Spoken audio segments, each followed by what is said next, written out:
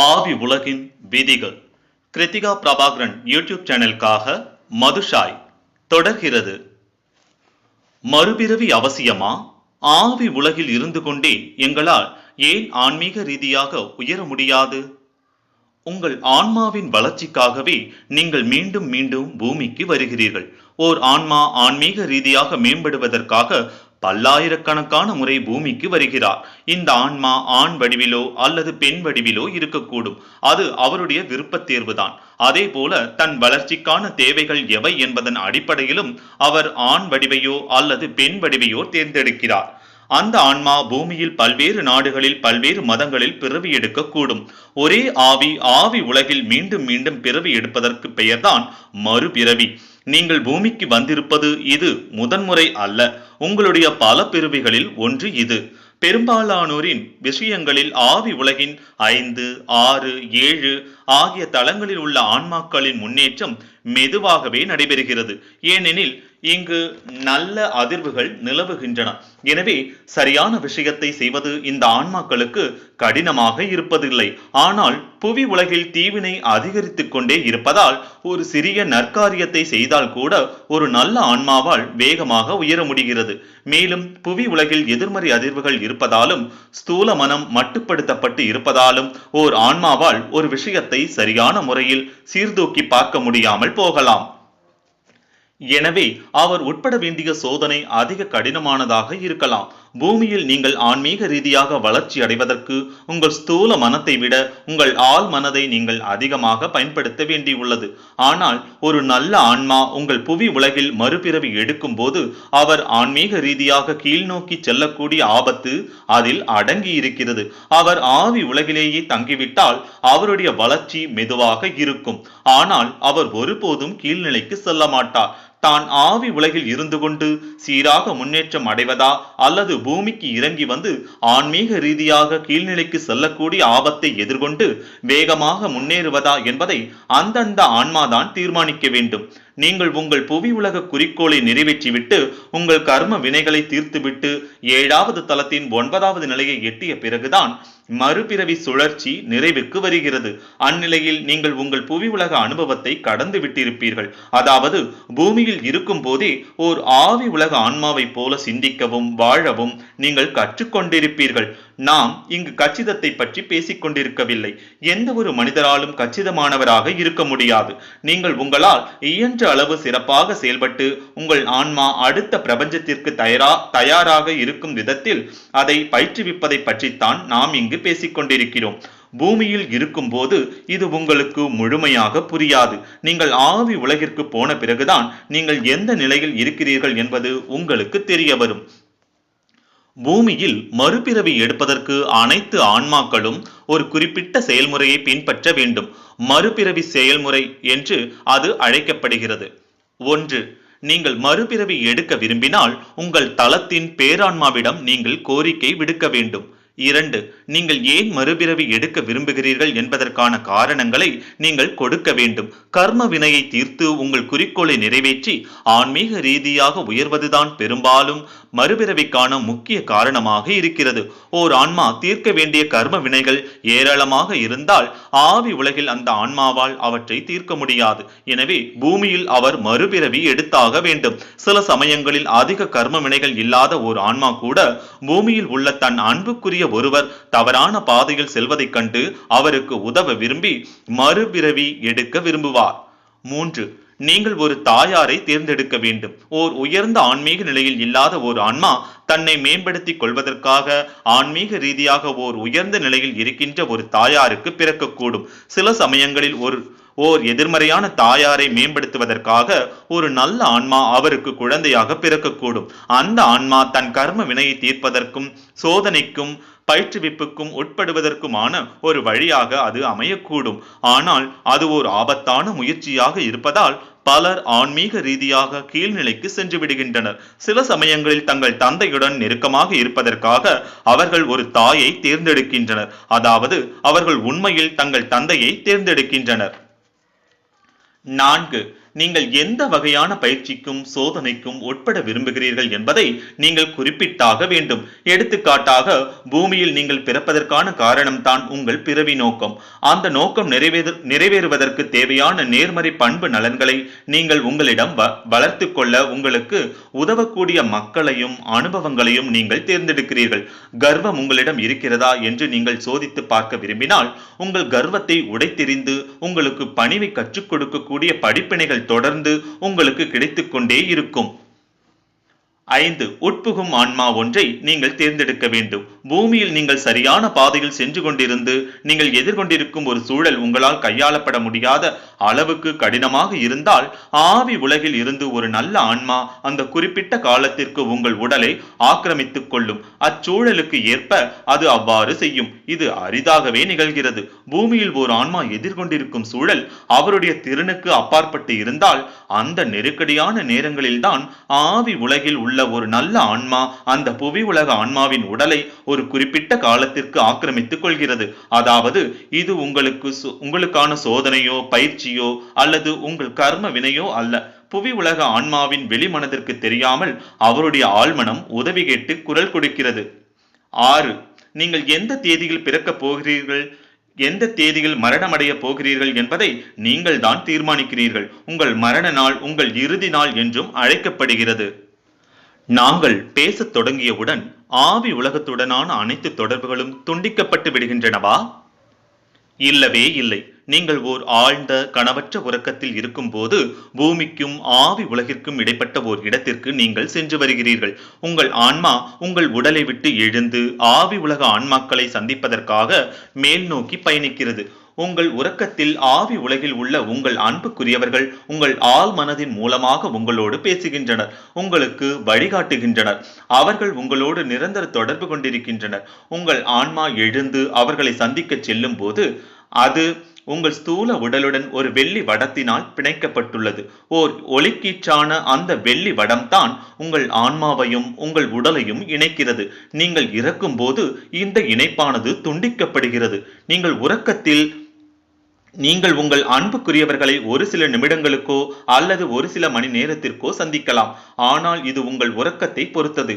உங்கள் உறக்கம் ஆழமானதாகவும் கனவற்றதாகவும் இருக்க வேண்டும். நீங்கள் சந்திக்க செல்கின்ற நபர்களுக்கும் உங்களுக்கும் இடையேயான அன்பு பரஸ்பரமானதாக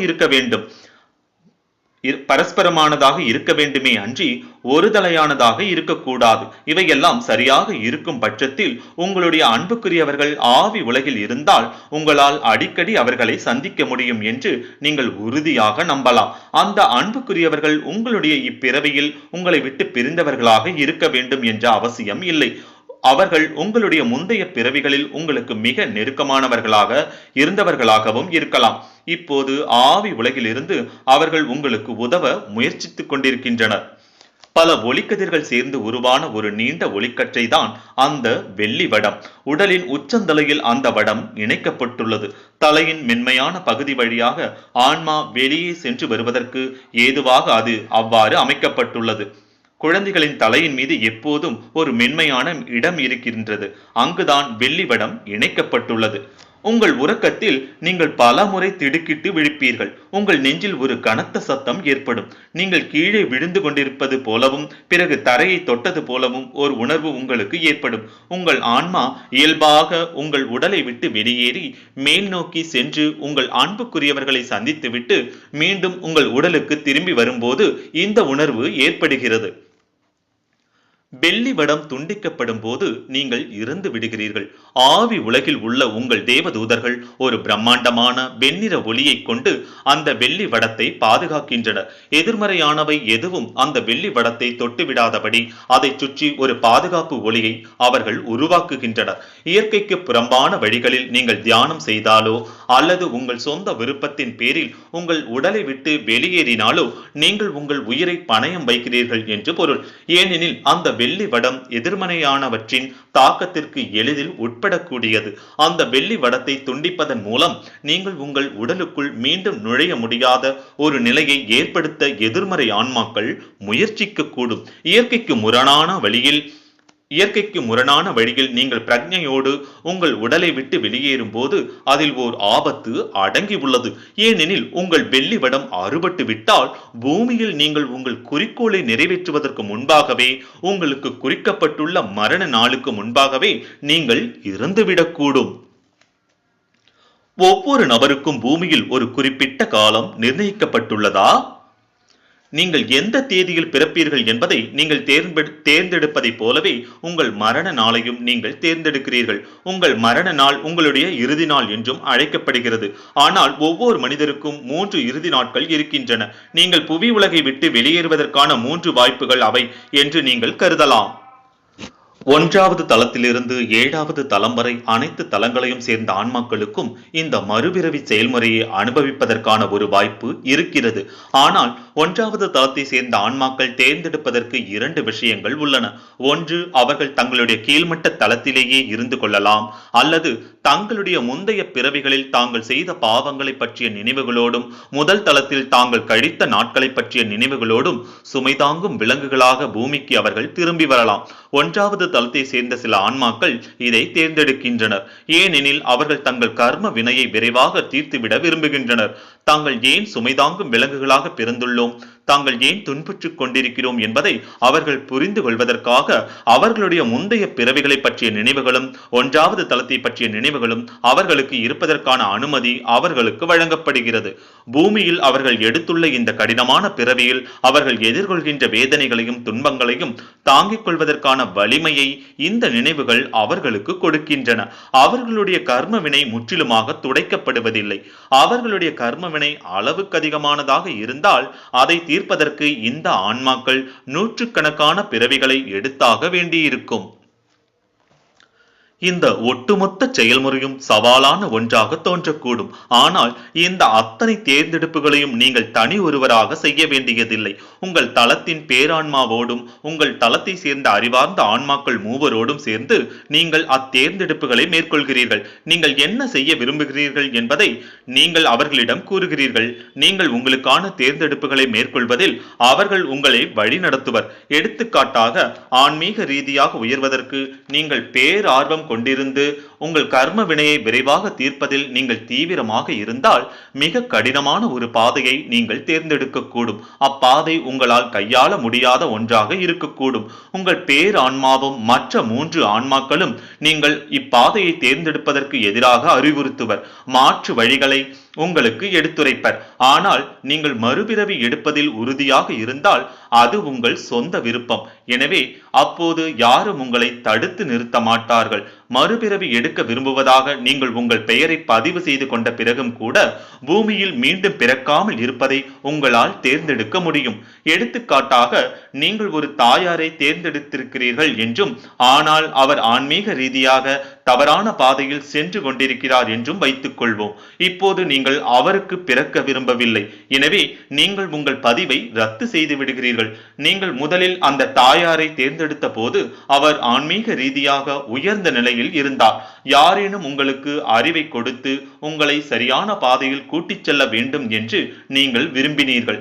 ஆனால் அந்த தாயார் ஒரு தவறான பாதையில் சென்று விட்டார் என்றால் நீங்கள் அவருக்கு பிறப்பதில் இனி எந்த அர்த்தமும் இல்லை. புவி உலக குழந்தைகள் ஆவி உலகுடன் எப்படி தொடர்பு கொண்டிருக்கின்றனர்? ஒரு தாயின் கருவறையில் உள்ள ஒரு குழந்தை ஆவி உலகுடன் வலிமையான தொடர்பு கொண்டுள்ளது. அக்காலம் நெடுகிலும் சூழ்நிலை தன்னுடைய ஆன்மீக வளர்ச்சியை பாதிக்கக்கூடும் என்று அக்குழந்தை நினைத்தால் அதனால் ஆவி உலகிற்கு திரும்பி சென்றுவிட முடியும். அதன் உடலை இன்னொரு ஆன்மா ஆக்கிரமித்துக் கொள்ளும். அக்குழந்தைக்கு தன் தாய் இனி தேவையில்லை என்றாலும் கூட அதன் தாய்க்கு இறந்த நிலையில் ஒரு குழந்தை பிறக்கும் என்று அர்த்தமாகிவிடாது. அது அவளுடைய கர்ம வினையாக இல்லாத பட்சத்தில் அக்குழந்தையின் உடலை இன்னொரு ஆன்மா சுவீகரித்துக் கொள்ளும். கருவறையில் இருக்கின்ற ஒரு குழந்தையின் ஆழ்மனம் விசாலமாக இருப்பதால் அக்குழந்தை அதிக ஏற்புத்தன்மை கொண்டதாக இருக்கிறது என்பதை நீங்கள் புரிந்து கொள்ள வேண்டியது முக்கியம். அக்குழந்தை இன்னும் ஆவி உலகுடன் தொடர்பு கொண்டிருக்கிறது. தன்னுடைய பெற்றோரின் நடவடிக்கைகளை கண்காணித்துக் கொண்டிருக்கிறது. நேர்மறையாகவும் மன நிறைவோடும் இருங்கள். எதிர்மறையான எதுவும் உங்கள் குழந்தையை அண்டாமல் பார்த்து கொள்ளுங்கள். எடுத்துக்காட்டாக, நீங்கள் வருத்தமாக இருக்கும்போது உங்கள் குழந்தை அந்த எதிர்மறை ஆற்றலை கிரகித்துக் கொள்கிறது. தன் தாயின் எண்ணங்களும் உணர்வுகளும் ஒரு குழந்தையின் மீது மிகப்பெரிய தாக்கத்தை ஏற்படுத்துகின்றன. நீங்கள் தொடர்ந்து எதிர்மறையாகவும் தவறான பாதையில் சென்று கொண்டும் இருந்தால், உங்கள் கருவறையில் ஒரு நல்ல ஆன்மாவாக இருக்கின்ற உங்கள் குழந்தை ஆவி உலகிற்கு திரும்பி சென்றுவிடக் கூடும். ஆன்மீக ரீதியாக தாழ்ந்த நிலையில் இருக்கின்ற இன்னொரு ஆன்மா உங்கள் குழந்தையின் இடத்தை எடுத்துக்கொள்ளக்கூடும். அதன் இடத்தை எடுத்துக்கொள்ள வேறு எந்த ஆன்மாவும் வரவில்லை என்றால் உயிரற்ற குழந்தை ஒன்று பிறக்கும். பொதுவாக ஒரு குழந்தை பிறந்து பேசும் பருவத்தை எட்டும் வரை ஆவி உலகுடன் அது தொடர்பு கொண்டிருக்கிறது.